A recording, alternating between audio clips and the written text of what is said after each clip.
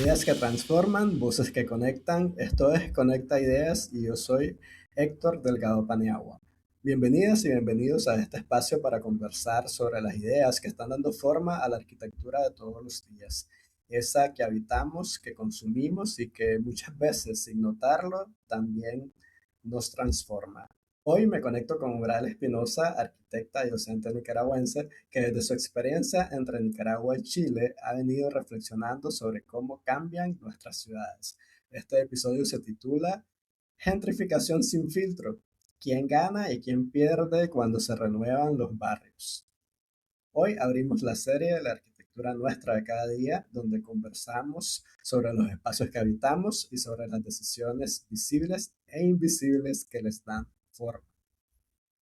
Ural cuenta con más de 10 años de experiencia en proyectos de desarrollo urbano en contextos de alta vulnerabilidad social y climática en América Latina, magíster en asentamientos humanos y medio ambiente, combina investigación, docencia y trabajo territorial en temas de hábitat y planificación urbana. Ha colaborado con organismos multilaterales y equipos interdisciplinarios, impulsando procesos de urbanismo participativo y codiseño para comprender y transformar las dinámicas urbanas contemporáneas. Ural, qué gusto tenerte en Conecta Ideas. Gracias por aceptar la invitación. Bienvenida. Muchas gracias a vos, Héctor. Siempre un gusto poder conectar.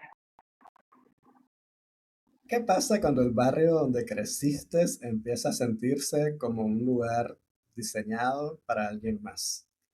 Hoy vamos a hablar de gentrificación sin filtro, de cafés nuevos, de condominios, centros históricos renovados, pero también de desplazamiento, identidad y el derecho a permanecer en la ciudad.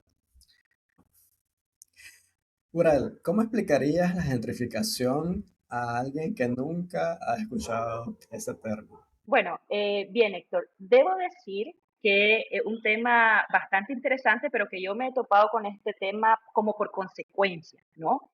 Mi línea es más el tema a el derecho a la ciudad, el derecho a la vivienda. Entonces, como por consecuencia, advirtiendo cuáles son, digamos, las dinámicas o cuáles son las razones por las cuales un habitante no puede residir en su misma comuna, en su mismo territorio, en su mismo municipio, cuáles son esas razones por las cuales él se mira desplazado o presionado a ir a la periferia. Entonces, desde ahí yo me he topado con este término, ¿verdad? Es decir, por consecuencia, y me parece interesante la pregunta porque mi estudiante en urbanismo me lo preguntan. No llego hasta ahí el diseño urbano y urbanismo, pero es como un tema que siempre que esté en boga ahorita, ¿verdad? En los centros urbanos. Sí.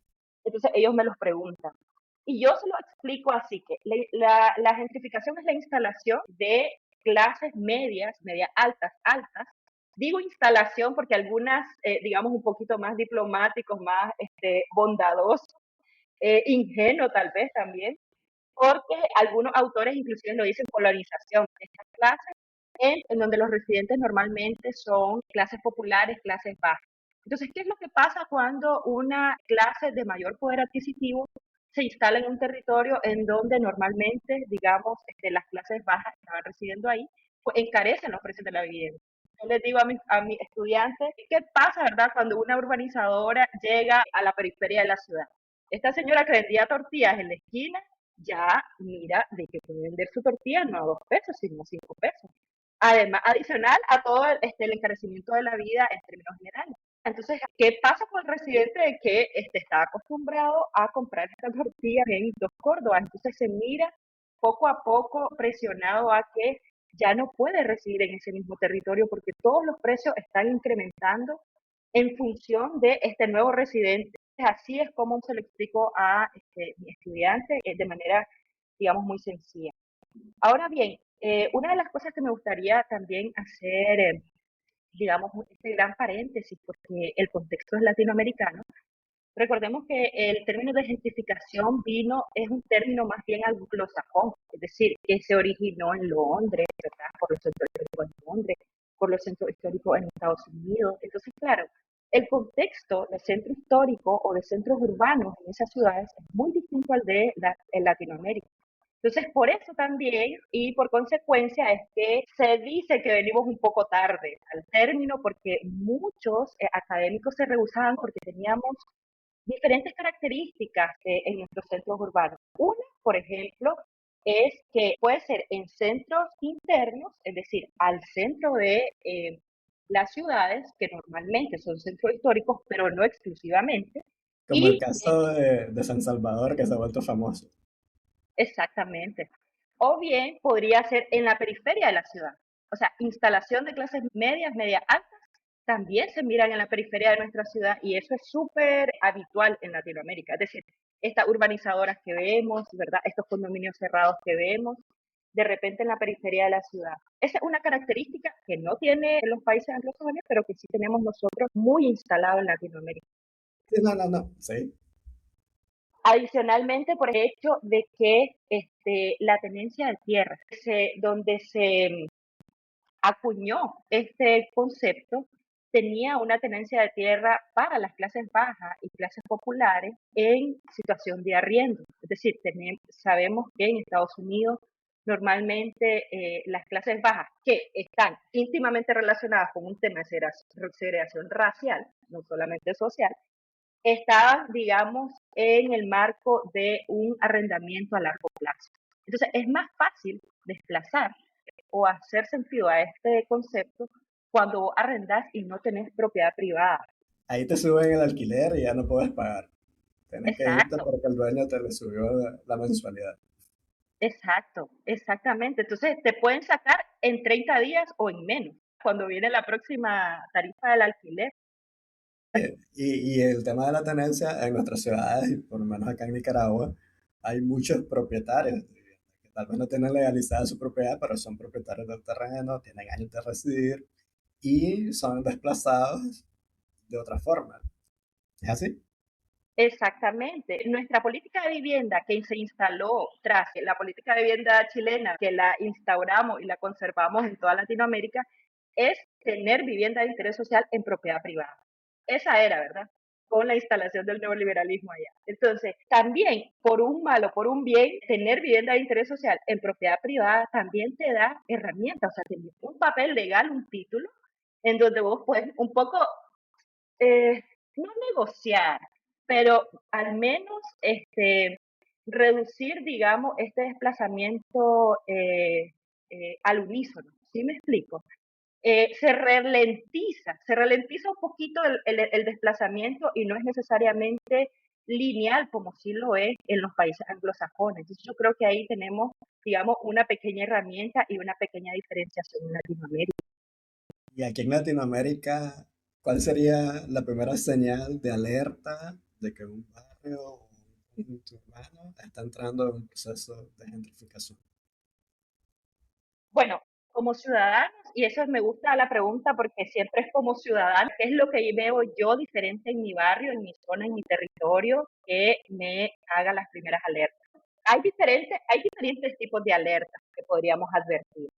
Primero podría ser empezar a ver si es que no te tocan la puerta para ofrecer la compra de tu inmueble, porque ese podría ser el primero, van tocando la puerta en puerta, porque como somos propietarios individuales de la vivienda, van tocando puerta en puerta y después van juntando a todos los vecinos y presionando a los pocos que quedan en la manzana para que de todas maneras vendan, porque todos sus vecinos se van. Un poco así fue la experiencia que tuve con una amiga de 60 años en Chile, que ella vivía en un de esos condominios de interés social tradicionales en el centro de la ciudad, 4 plantas, digamos, densidad media, que ella ya era jubilada, tenía una jubilación, ya sabes, las jubilaciones en América, que son bastante mínimas, y fueron los inmobiliarios a tocar. Efectivamente, porque todas las personas eran jubiladas y estaban interesados en vender su vivienda, en su apartamento en este caso. Y solamente quedaban 2 personas, ella y otra compañera, de que decían que no, porque no tenían otra posibilidad en donde habitar. Ella, de manera específica, en primer lugar, su contexto, ¿verdad? Era madre soltera, tenía 60 años, su hija vivía en Australia, o sea, vivía sin nadie. Entonces no había otra posibilidad de habitar otro lugar. Entonces si ella se iba de ahí, ¿en dónde más? En cambio, quizás el contexto de los otros residentes era que tal vez tenían una segunda vivienda en donde poder habitar, tal vez tenían familiares cerca, ¿verdad? En donde poder residir después de la compra o la venta del apartamento, pero no era su contexto. Sin embargo, se miraba bastante presionada en poder vender porque de qué servía que iba a ser la única en el apartamento que no se veía a la venta. Siendo abogado del diablo, pero le están ofreciendo a la gente un pago por su vivienda. Exactamente. Por eso es que el 90% de los residentes optó por la venta de su apartamento. Sin embargo, hay diferentes contextos. Eso debo decir que también era un contexto bastante privilegiado porque era ella clase media, media alta, digamos, estábamos residía en un contexto bastante privilegiado, pero pueden ser casos más extremos. Sí. Y es un hecho, ahí perdés tus vínculos sociales, las facilidades que tenías en tu entorno. Posiblemente vivías en un sitio donde ya te abasteces, te mueves y vas a hacer una nueva vida y que tiene que alcanzarte con lo que te vendieron. Al precio que vendiste la casa tiene que alcanzarte para continuar tu vida. Estando ahí. Así es. La otra señal, en caso de que no nos vayan a tocar la puerta para ofrecer alguna compra de nuestro inmueble, sería ver que de repente el parque de mi barrio está siendo remodelado. De repente estamos viendo remodelaciones en el mobiliario, están pintando. Entonces ahí, en la remodelación de los espacios públicos, cuidado, alerta, ¿verdad? La organización comunitaria o están empezando a pintar las fachadas de una calle, que fue como lo que pasó en Granada. Empezaron a la remodelación del parque, que no fue desde la mala acción, o sea, fue ejecutado, fue pensado, fue planificado desde la rehabilitación de los centros históricos, desde la renovación y la preservación del patrimonio, que eso está bien, pero y con varios planes, porque lo que pasa en Granada es que no existen instrumentos, existen instrumentos, pero el seguimiento, ahí siempre estamos al debe con el seguimiento. Entonces, lo que pasó ahí fue eso, ¿verdad? Que vimos, empezamos a remodelar, pero sin una regularización eh, y un seguimiento riguroso. Entonces, las dinámicas de los usos, del desplazamiento de los usos de suelo empezaron a cambiar, empezamos a ver el desplazamiento, sin embargo, tal como te decía, como hay propiedad privada, no es de manera inmediata, y no lo vimos de manera inmediata, no es que estamos empezando a pintar nuestra fachada y el desplazamiento se va a ver de manera inmediata, pero sí ya se está viendo en la actualidad. Bueno, caso de nada. Remodelaron el parque se empezó a ver bonito, llegó la inversión, eso atrajo turismo, hay ingresos, mejora la economía de la ciudad. De acuerdo, y eso es excelente. Es decir, lo que se quiere con las renovaciones y lo que se quería con estos planes de revitalización era justamente la dinamización de la ciudad, incorporar ingresos dentro de la ciudad.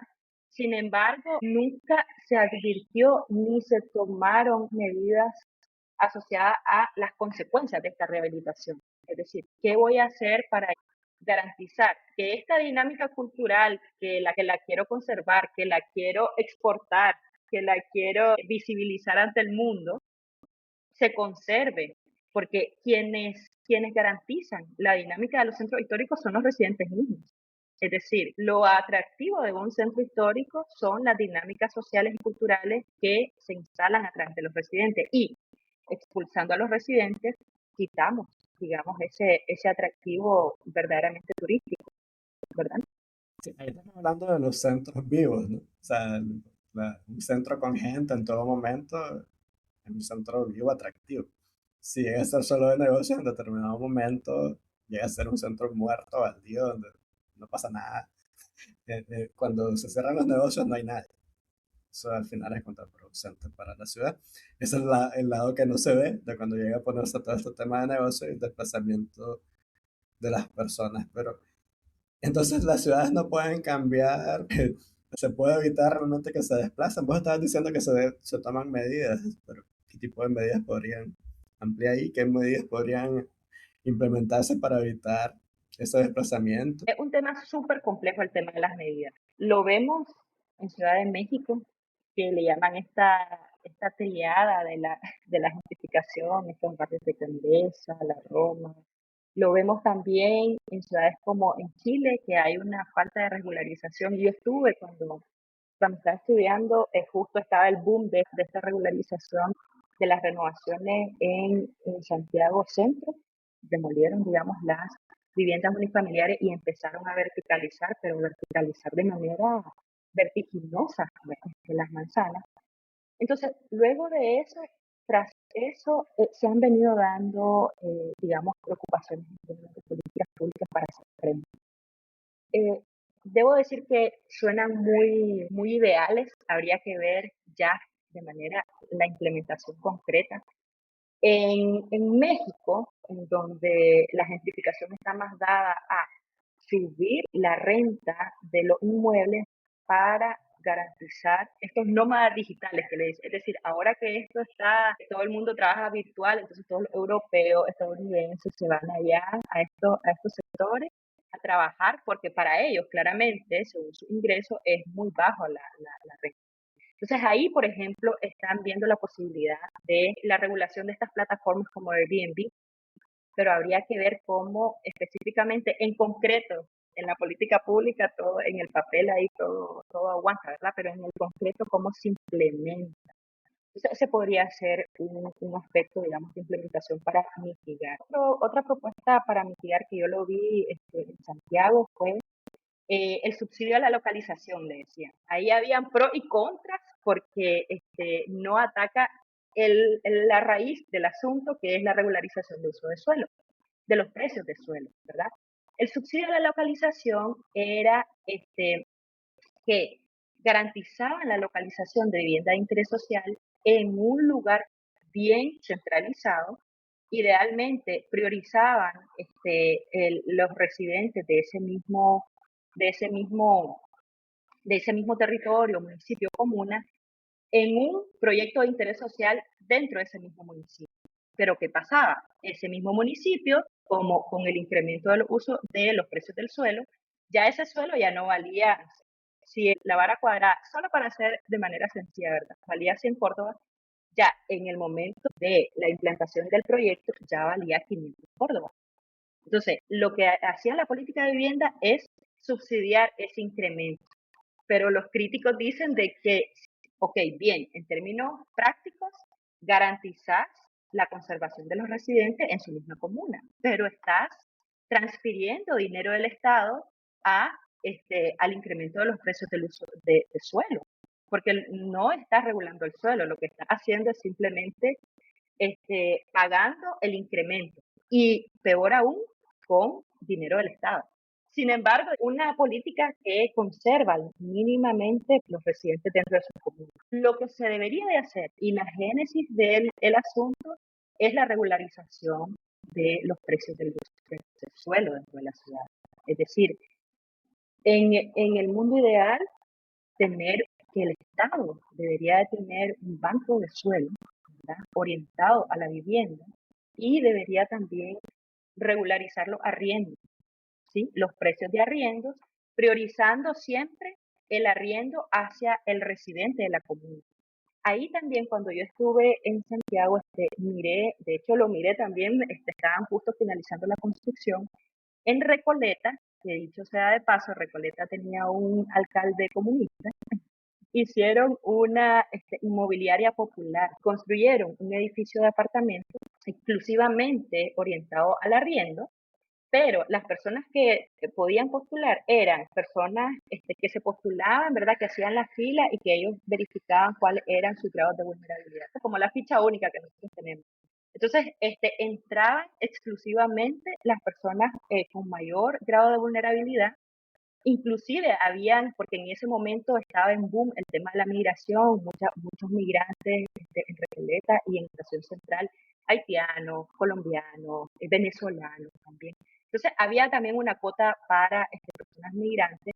Entonces ese edificio asociado al arriendo era construido por esta inmobiliaria popular que era del municipio, y era gestionado por parte del municipio. Entonces ahí el Estado tiene un control sobre el tema de los precios de arriendo y puede garantizar o menguar o mitigar la expulsión de los residentes oriundos del terreno hacia la periferia. Esos podrían ser, digamos, algunos mecanismos que, que ojalá se puedan implementar de buena manera y tenemos algunas buenas prácticas. A mí me llama la atención cómo el tema de la gentrificación aviva esa discusión de posiciones que están a favor del desarrollo de la ciudad contra los que están hablando del derecho a la ciudad. Pero realmente una ciudad se puede ver bonita en Instagram y se vuelve poco a poco inhabitable para sus habitantes originarios. Y ese es el tema acá, de lo que estamos hablando. O sea, eh, el ciudadano local tiene derecho a permanecer en su ciudad, a seguirla viviendo porque ayuda a construir esa ciudad y está siendo desplazado por fuerzas externas. Algunas decisiones de diseño urbano que se puedan implementar, porque estás hablando a nivel de políticas, pero medidas más de regulatorias de uso de suelo, pero a nivel de diseño, ¿qué cosas podríamos hacer para mitigar la expulsión de la ciudad? Bueno, a mí me cuesta esta respuesta porque siento que en temas complejos como la gentrificación, el diseño sí tiene un rol, pero es más bien estilístico. Es como, es lo que nosotros decíamos para el mejoramiento de barrio. Yo estuve trabajando en una ONG que criticaban porque todos los mejoramientos eran el pintar murales o pintar sendas. Los mejoramientos de barrio son más allá que pintar un mural. Entonces, un poco me estás pidiendo eso, ¿no? Este, ¿Cuál es el mural que se tiene que pintar o dejar de pintar para mitigar este tipo de procesos? Es muy complicado. Pero, por ejemplo, en términos de diseño urbano, ¿qué podría ser? ¿Cuál es, y es lo que yo les pregunto a los muchachos, cuál es la configuración formal que no alude a alguna organización social? Una de las cosas que podría mitigar es incentivar, por ejemplo, la colectivización de la vivienda o el cooperativismo de vivienda. Y eso en términos formales o de morfología urbana podría ser garantizar un diseño urbano que me dé todas las condiciones para yo construir o habilitar la regulación de vivienda colectiva o vivienda en cooperativa, es decir, una manzana en donde se pueda habilitar este tipo de organización. Porque la vivienda en cooperativa, a diferencia de mi amiga, ¿verdad? Lo que le pasó, porque ellos eran individuales, tenían sí su organización de vecinos, pero no eran una cooperativa. Es muy distinto para un inmobiliario, ¿verdad? Ir a tocar la puerta a un privado, que es la trampa del neoliberalismo, que ir a tocar la puerta a una cooperativa de vivienda. Es decir, no es lo mismo en una cooperativa de 10 socios, 50 socios, se pongan al unísono de acuerdo de que efectivamente sí, todos vamos a vender. Que es mentira, ¿verdad? Porque no son los, los valores del cooperativismo a versus a uno individual que te vas convenciendo de manera individual. Entonces, en términos de diseño urbano, podría ser garantizar las condiciones en términos de morfología urbana, o sea, dentro de una manzana en donde se pueda instalar vivienda colectiva, por ejemplo, que pueda intuir o incentivar a la colectividad habitacional o al cooperativismo de vivienda dentro de los centros urbanos. Nosotros lo miramos lejos. Aquí nosotros tenemos mucha experiencia de vivienda cooperativa, sin Sí. embargo, en sectores más rurales, pero habría que ver y empujarnos cómo esto se podría implementar dentro de los centros urbanos, ¿verdad? Porque ya tenemos, digamos, toda la teoría, toda la experiencia, pero ahora dentro de otro contexto con algunas otros matices, que serían nuestros contextos urbanos, y con el matiz de la turistificación que le dice asociado a, por ejemplo, sitios como Granada, sitios como San Juan del Sur, cómo ahí incentivamos en términos de diseño urbano la colectivización de la vivienda para los residentes. En todo caso, es la colectividad, la unión de los afectados involucrándose en la gestión de su espacio, más que en temas concretos de diseño, que poner una plantita, una fachadita, es la visión colectiva del espacio como un bien común que defendemos en conjunto. Podría ser así bien. Así es. Eso, o sea, lo que es lo que a mí se me ocurre, digamos, en términos de diseño urbano, porque yo, en definitiva, creo que el tema de la gentrificación, y por ahí escuché también que el tema de la gentrificación, que no es un tema de nacionalidades, sino de clase social, entonces, eso se ataca desde otro lugar, ¿sí me explico? El diseño urbano, en términos instrumentales, se queda un poquito corto, bastante corto, diría yo, para atacar este tema mucho más complejo, ¿ya? Porque no es solamente clases sociales, o sea, es asociado a activos financieros, es decir, activos financieros que compran toda una manzana para convertir estos 21 apartamentos que anteriormente eran para clases populares en Airbnb y están como prácticamente vacíos, no tienen residentes, pero están todos ofertados en esta plataforma. Entonces es muy complejo porque no es que yo, Ural, quiero atacar la oferta de Héctor, ¿verdad? Cuando me va a tocar la puerta, no, o sea, es una cosa mucho más grande que excede inclusive el marco país regional, o sea, global, son activos financieros globales. A problemas complejos, soluciones complejas. No puede ser algo tan simple como el diseño. Sí. Comentabas al inicio, Ural, que el debate sobre la gentrificación estaba llegando tarde en nuestra región, en América Latina. Y ha sido un tema, pues, que en redes sociales ha estado visualizándose. El caso de El Salvador con su renovación del centro histórico, el tema del Airbnb en México, que ha sido bastante polémico el enfrentamiento de los residentes contra los nuevos propietarios que están ahí. Eh, pero aquí en Nicaragua, conocerte de estudios, de algo que estuviste hablando de Granada, pero se ha documentado en otras ciudades. Bueno, el referente en gentrificación, ya te lo he dicho, es Néstor, ¿verdad? El arquitecto Néstor, él tiene experiencia y sí, Néstor Néstor López, López. él tiene experiencia y uno de los enfoques interesantísimos que me parece que es parte de su contribución, a mi parecer, de manera personal, es que él, además de hablar de gentrificación misma, le añade la variable que para mí es relevante, la variable ambiental y climática. Es decir, ¿qué pasa con nuestro, porque es nuestra especificidad en Latinoamérica? O sea, somos un territorio súper vulnerable en términos ambientales y climáticos. Entonces, este tipo de activos financieros o personas o extranjeros e inversionistas que están interesados en apropiarse de los centros históricos, se aprovechan, ¿verdad? De que cuando hay algún desastre, hay algún terremoto, entonces todas las propiedades bajan. Se aprovechan de cuando hay un huracán, entonces todas las propiedades bajan y es el momento de invertir. Y él lo analizó con el terremoto del 62 en Managua, que esa fue el primer proceso de gentrificación, ¿verdad? En nuestro territorio nicaragüense. Y me parece súper interesante eso porque, por ejemplo, podríamos replicarlo, esta misma aplicabilidad de variable en Puerto Rico. Con el huracán María, en el 2017 se bajaron los precios del suelo y ahí fue en donde hubo, digamos, un boom asociado a la gentrificación de los centros históricos. Entonces me parece súper pertinente la visión de Héctor sobre la integración, perdón, de Néstor, Néstor, de, Sí. de Néstor asociado a la integración de esta variable de vulnerabilidad ambiental y climática en nuestros Sí, territorios. muy interesante porque se ven los dos escenarios de gentrificación. El cambio de uso de una zona donde se abarata y cambia el usuario del terreno y también la localización de vivienda en zonas que tenían características rurales o semirurales cambia. Interesante, no había visto ese caso de Managua. Siempre hablaba de Sí, gentrificación, León, Granada. sí, claro que sí. Creo que esa es su gran contribución en temas de gentrificación.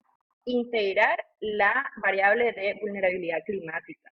Yo también fui estudiante de Sabatini y él era totalmente social. No sé si ahorita tiene algún otro estudio y siempre asociado a la lucha de clases.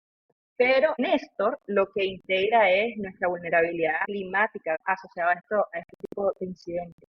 Y en ese sentido, respondiendo a tu pregunta, sí venimos tarde al debate porque, como te comentaba al inicio, o sea, somos o no, que nos parecemos o no a este concepto que se ha acuñado en contexto angloamericano.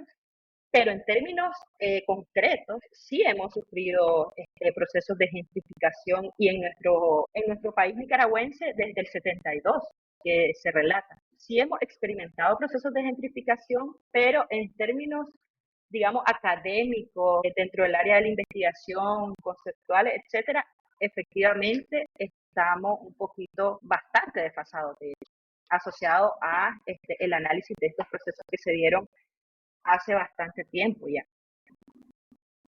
Y llegamos a la idea para conectar.